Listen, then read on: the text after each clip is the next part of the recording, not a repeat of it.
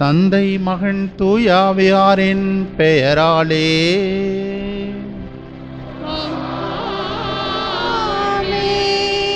நம் ஆண்டவராகிய இயேசு கிறிஸ்துவின் அருளும் கடவுளின் அன்பும் பரிசுத்த ஆவியாரின் நட்புறவும் உங்கள் அனைவரோடும் இருப்பதாக.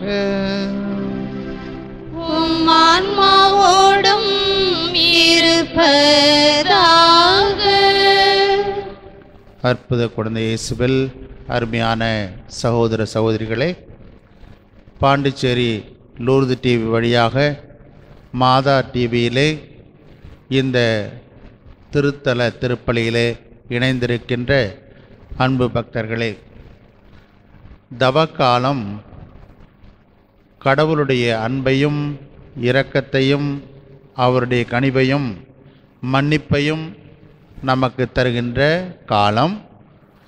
நம்மை நாம் கடவுளோடும் நம்முடைய அயலாரோடும் ஒப்புரவு செய்து கொள்கின்ற, உறவு புதுப்பிக்கின்ற ஒரு காலம், மனமாற்றத்தின் காலம். எனவே இந்த காலத்தை தகுந்த விதத்திலே பயன்படுத்தி கொண்டு நம்மை இறைவனுடைய அன்பு மக்களாக மாறச் செய்வது கட்டாயமாகும். எனவே இந்த காலத்திலே ஆண்டவர் இயேசு மன்னியுங்கள் மன்னிக்கப்படுவீர்கள் என்று சொல்லி நாம் மற்றவர்களை மன்னிக்க முன்வர வேண்டும். அப்பொழுதுதான் கடவுளும் நம்முடைய பாவங்களை நிறைவாக மன்னிப்பார் என்று அத்தகைய மன்னிப்பு மனப்பான்மையை நமக்கு ஊட்டி வளர்க்க விரும்புகிறார். கிறிஸ்துவத்தின் தனித்தன்மை என்று சொல்லப்படுவது பகைவருக்கு அன்பு, தீமை செய்தவர்களுக்கு நன்மை, மன்னிப்பது என்ற பண்புகள். எனவே இத்தகைய பண்புகளிலே நீதியும் அன்பும் நிலை பெற்றிருக்கின்றன. அத்தகைய வாழ்வை நாம் மனமாற்றத்தின் வழியாக வாழ்வதற்கு இறைவனுடைய அருள் துணையை இந்த திருப்பலி வழியாக இறந்து கேட்போம். பிரியமானவர்களே, இன்றைய திருப்பலியிலே நாகர்கோவில் சேசு தங்கம் அவர்களுடைய உடல் நலனுக்காகவும் இவருக்கு ஏற்பட்டிருக்கின்ற வியாதிகளிலிருந்து விரைவாக சுகம் பெறும்படியாகவும், வின்சி, ஆன்ஸ்லின் ஆனந்தி, மதன், ஜோஸ்லின் புனிதா இவர்களுடைய குடும்ப நலனுக்காகவும் குடும்ப கருத்துகள் நிறைவேறும்படியாகவும், பேர குழந்தைகள் நல்ல முறையில் படிக்கவும், பாண்டிச்சேரி லூர்து தொலைக்காட்சியின் உரிமையாளர் திருவாளர் லூர்து சாமி அவர்களுடைய உடல் உள்ள நலனுக்காகவும் இந்த திருப்பலியிலே சிறப்பாக மன்றாடுவோம். அற்புத குழந்தை இயேசுவே, அடியோர் மேல் இரக்கமாயிரும். அற்புத குழந்தை இயேசுவே, அடியோர் மேல் இரக்கமாயிரும். அற்புத குழந்தை இயேசுவே, அடியோர் மேல் இரக்கமாயிரும்.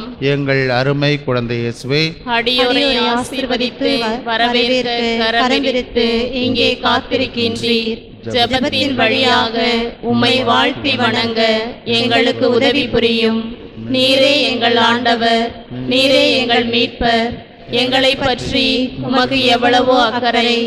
அந்த அக்கறையினால்தான் எங்கள் மன்றாட்டுக்களை கேட்க எங்களோடு இருக்கின்றீர். எனவே எங்கள் குரலுக்கு செவி சாய்த்து எங்கள் கோரிக்கைகளை கருணை கூர்ந்து அளித்தருளும். வல்லமை மிக்க உமது உதவியை தாழ்ந்த உள்ளத்தோடு இறைஞ்சி கேட்கிறோம். தந்தையோடும் தூய ஆவியோடும் இறைவனாய் என்றென்றும் வாழ்ந்து ஆட்சி புரியும் இயேசுவே, ஆமென். நவநாள் ஜெபம். அற்புத குழந்தை இயேசுவே, அமைதியற்ற எங்கள் உள்ளங்களின் மேல் உமது கருணை கண்களை திருப்பியருளுமாறு தாழ்ந்து பணிந்து வணங்கி வேண்டுகிறோம். இரக்கமே உருவான உம் இனிய இதயம் கனிவோடு எங்கள் ஜெபத்தை ஏற்று உருக்கமாக நாங்கள் வேண்டும் இந்த வரங்களை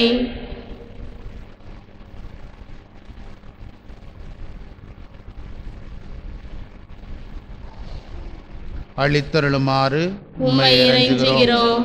எங்களை வாட்டி வதைக்கும் துன்ப துயரங்களையும் வேதனை சோதனைகளையும் நீக்கி உமது குழந்தை திருப்பருவத்தின் பெயரால் எங்கள் மன்றாட்டை ஏற்றருளும். அதனால் உமது ஆறுதலையும் ஆதரவையும் பெற்று தந்தையோடும் தூய ஆவியோடும் உம்மை என்றென்றும் நாங்கள் வாழ்த்தி போற்றுவோமாக. ஆமென். இப்பழிபடியாக இறைவன் அருளை நிறைவாக பெறுவதற்கு நம்முடைய குற்றங்குறைகளுக்காக மனவருந்தி மன்னிப்பு மன்றாடுவோம். எல்லாம் வல்ல இறைவனிடமும் சகோதர சகோதரிகளே, உங்களிடமும் நான் பாவி என்று ஏற்றுக்கொள்கிறேன்.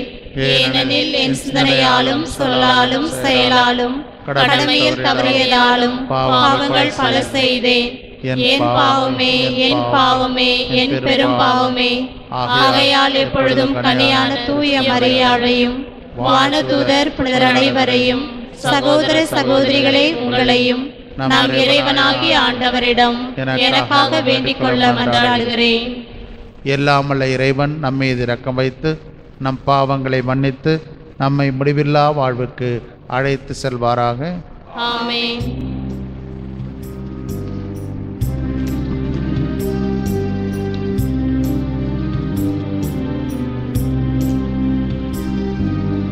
ஆண்டவரே இரக்கமாயிரும். ஆண்டவரே இரக்கமாயிரும். கிறிஸ்துவே இரக்கமாயிரும். கிறிஸ்துவே இரக்கமாயிரும்.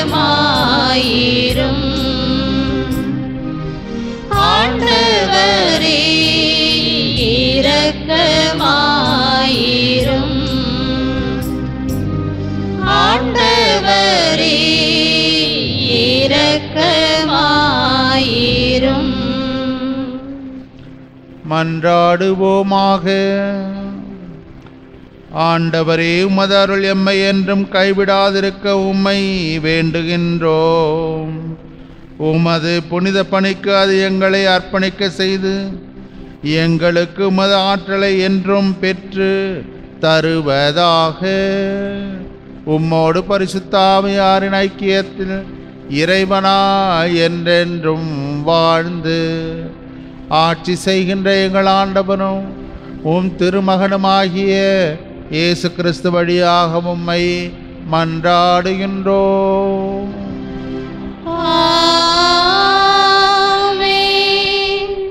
முதல் வாசகம். நொறுங்கிய உள்ளமும் தாழ்வற்ற மனமும் கொண்ட நாங்கள் ஏற்றுக்கொள்ளப்படுவோமாக. இறைவாக்கினர் தானியேல் நூலிலிருந்து வாசகம். அதிகாரம் 1, இறை வசனங்கள் 2 மற்றும் 11 முதல் 19 முடிய. அந்நாட்களில் அசாரியா நெருப்பின் நடுவில் எழுந்து நின்று உரத்த குரலில் பின்வருமாறு மன்றாடினார். உமது பெயரை முன்னிட்டு எங்களை என்றும் கைவிட்டு விடாதீர். உமது உடன்படிக்கையை முறித்து விடாதீர். உம் அன்பர் ஆபிரகாமை முன்னிட்டும் உம் ஊழியர் ஈசாக்கை முன்னிட்டும் உம் தூயவர் இஸ்ரேலை முன்னிட்டும் உம் இரக்கம் எங்களை விட்டு நீங்க செய்யாதீர்.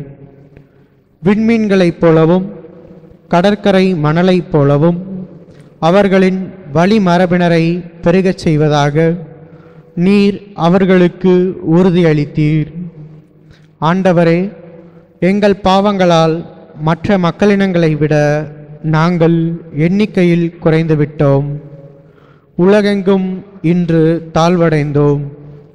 இப்பொழுது எங்களுக்கு மன்னர் இல்லை, இறைவாக்கினர் இல்லை, தலைவர் இல்லை, எரிபலி இல்லை, எந்த பலியும் இல்லை, காணிக்கை பொருளோ தூபமோ இல்லை. உம் திருமுன் பலியிட்டு உம் இரக்கத்தை பெற இடமே இல்லை.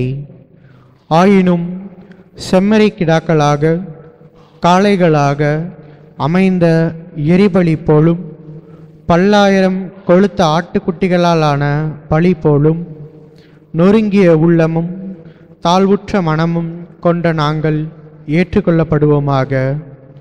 அவ்வாறே எமது பலி இன்றும் உம் திருமுன் அமைவதாக. நாங்கள் முழுமையாக உம்மை பின்பற்றுவோமாக. ஏனெனில் உம்மில் நம்பிக்கை வைப்போர் வெட்கத்திற்கு ஆட்பட மாட்டார். இப்பொழுது நாங்கள் முழு உள்ளத்தோடும் உம்மை பின்பற்றுகிறோம். உமக்கு அஞ்சி உம் முகத்தை நாடுகிறோம். எம்மை வெட்கத்திற்கு உள்ளாக்காதீர். மாறாக உம் பரிவிற்கும் இரக்கப் பெருக்கத்திற்கு ஏற்பவும் எங்களை நடத்தும். இது ஆண்டவர் வழங்கும் அருள்வாக்கு.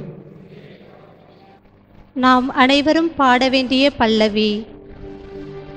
ஆண்டவரே, உமது இரக்கத்தை உமது பேரன்பையும் நினைந்தருளும். ஆண்டவரே, உமது இரக்கத்தை உமது பேரன்பையும் நினைந்தருளும்.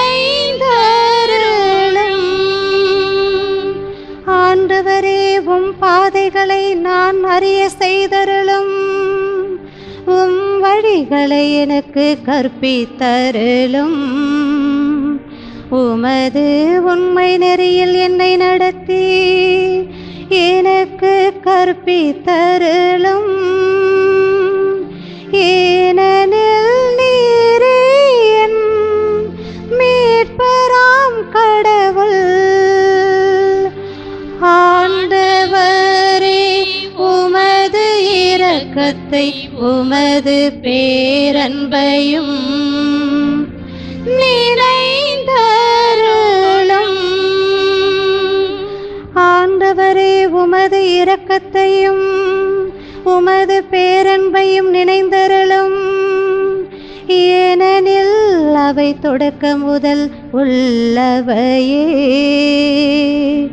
உமது பேரன்பிற்கேற்ப என்னை நினைந்தருளும். ஏனெனில் ஆண்டவரே, நீரே நல்லவர். ஆண்டவரே, உமது இரக்கத்தை உமது பேரன்பையும் நினைந்தருளும்.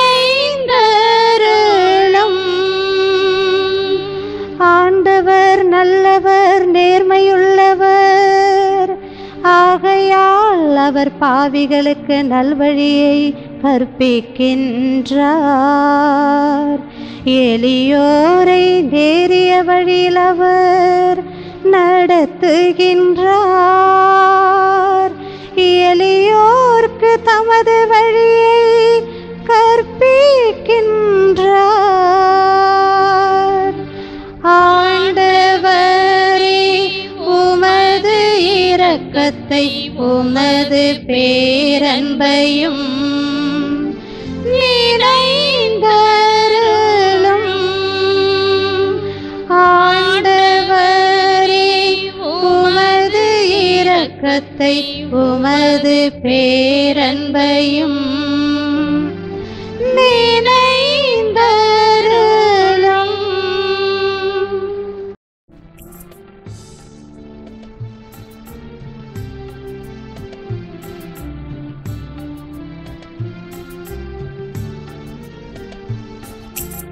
ஆயன் தன் மந்தையை காப்பது போல ஆண்டவர் நம்மை காக்கின்றார்.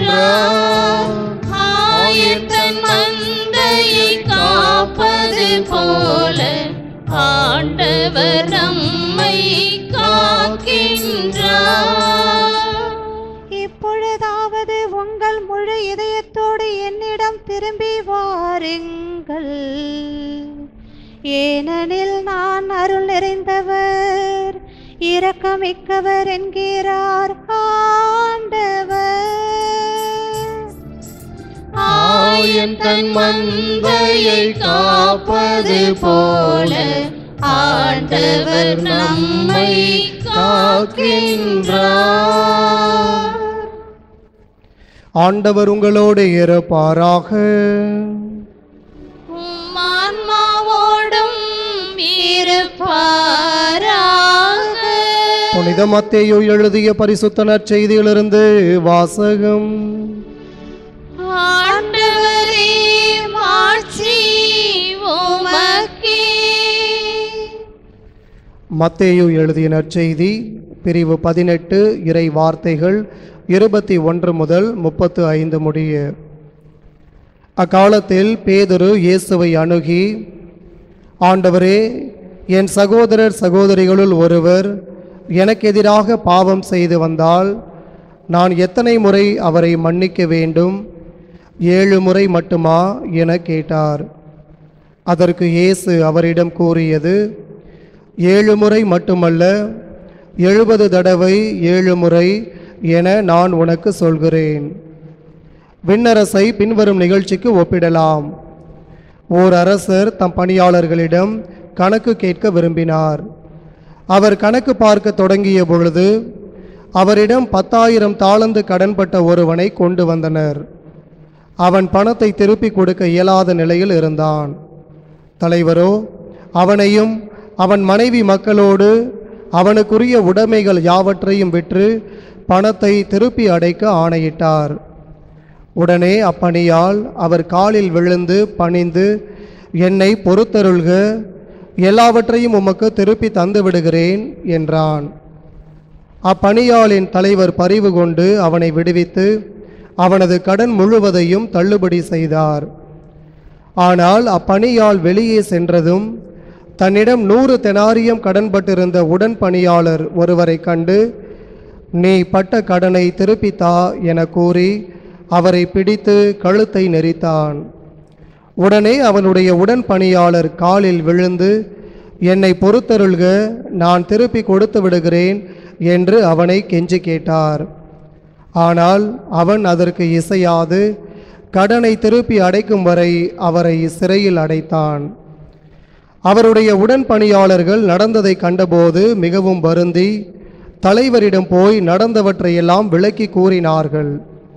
அப்போது தலைவர் அவனை வரவழைத்து, பொல்லாதவனே, நீ என்னை வேண்டிக் கொண்டதால் அந்த கடன் முழுவதையும் உனக்கு தள்ளுபடி செய்தேன். நான் உனக்கு இரக்கம் காட்டியது போல நீயும் உன் உடன் பணியாளருக்கு இரக்கம் காட்டியிருக்க வேண்டும் அல்லவா என்று கேட்டார். அந்த தலைவர் சினம் கொண்டவராய் அனைத்து கடனையும் அவன் அடைக்கும் வரை அவனை வதைப்போரிடம் ஒப்படைத்தார். உங்களுள் ஒவ்வொருவரும் தம் சகோதரர் சகோதரிகளை மனமாற மன்னிக்காவிட்டால் விண்ணுலகில் இருக்கும் என் தந்தையும் உங்களை மன்னிக்க மாட்டார். ஏது கிறிஸ்துவின் நற்செய்தி. கிறிஸ்துவே, உம்மை புகழ்கின்றோம்.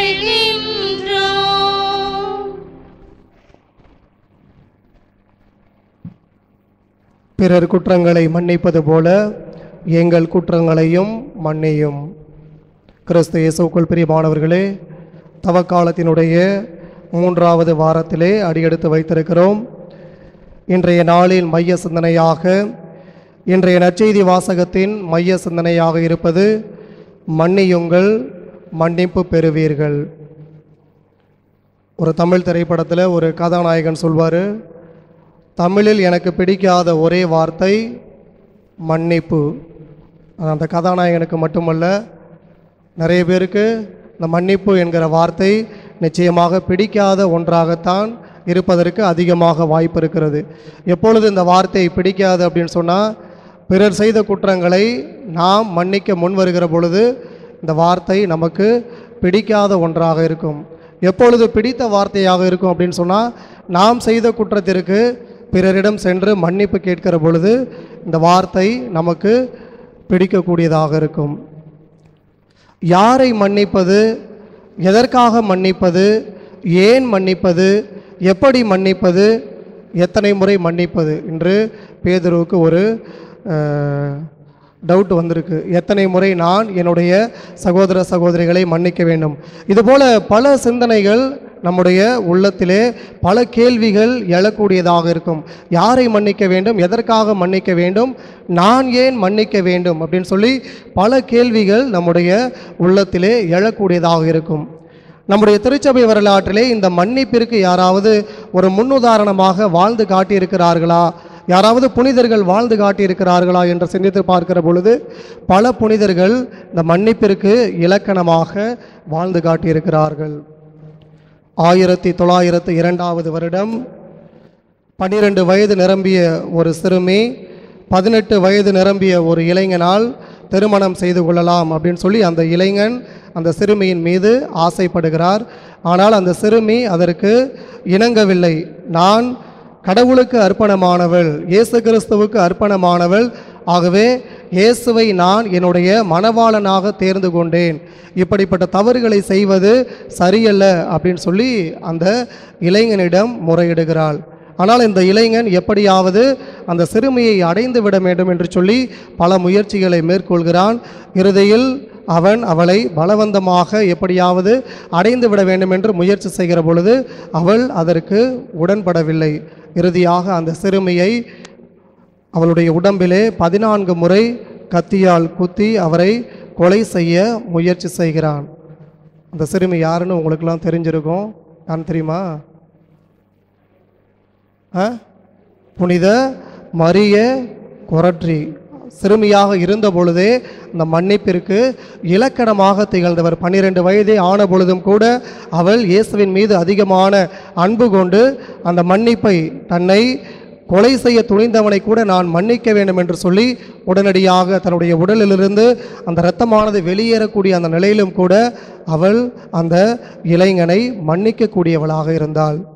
1981ஆம் வருடம் முன்னாள் திருத்தந்தை புனித 2ஆம் ஜான் பால் அவர் அந்த ராயப்பர் பேராலய வளாகத்திலே அவர் ஆலயத்திற்காக செல்கிற பொழுது சிறைச்சாலையிலிருந்து தப்பித்து வந்த ஒரு இளைஞன், மீண்டுமாக ஒரு இளைஞன் 20-21 வயது இருக்கும்.